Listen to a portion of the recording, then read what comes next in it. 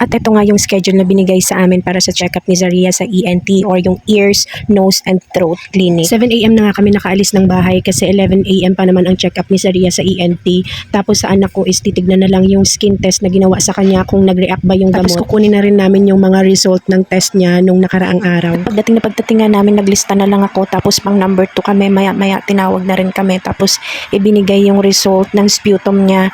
Tapos chinek na rin yung kanyang skin test. Punta na nga rin kami sa laboratory para ipasa yung isang sputum niya. At ayan, meron pa ngang party dito at nandito nga si Jollibee. For sure yan yung sa mga foundation. At dito nga papunta na rin kami sa canteen para kumain ng almusal. At after nga namin kumain, dumiretso na rin kami sa radiology. Ayan si Lucas, habang naghihintay kami ng result, ayan naglalaro muna siya dito sa may playground. At after ko nga makuha yung result ni Lucas, ay salamat, nakahinga talaga ako ng maluwag kasi all negative, hindi siya nag-positive sa TB at wala ring heart enlargement dun sa x-ray niya or whatever man. Normal lahat ng result kasi inaalala ko rin na if ever mag-positive siya sa TB is pwede niyang mahawaan si Zaria or yung iba pa niyang kapatid. At umakyat nga rin kami dito sa doctor's clinic kasi dito lang yung may CR na pwede mong ilapag yung baby mo kasi nag-poop si Zaria. Tuwan-tuwa nga si Zaria dyan kasi nakasama namin ulit si papa niya sa hospital. At pababa na nga rin kami nito kasi babalik na kami sa ENT clinic kasi sobrang tagal talaga. 11 AM daw ang start pero 2 PM na wala pa rin kaya ayan nagmumuryot na si Zaria dyan.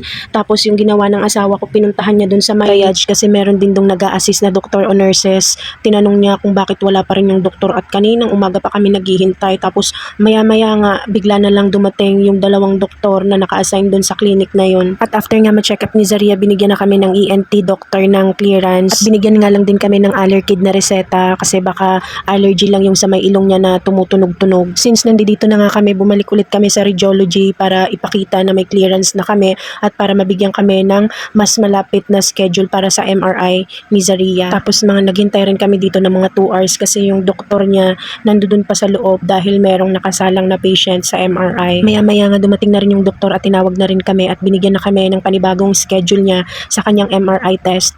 Tapos after noon, naghintay ulit kami kasi may magi-interview pa sa amin kung bakit na-reschedule yung aming MRI schedule nung una. At ito nga sa wakas natapos rin kami, mga 4:30 nakaalis na kami ng hospital.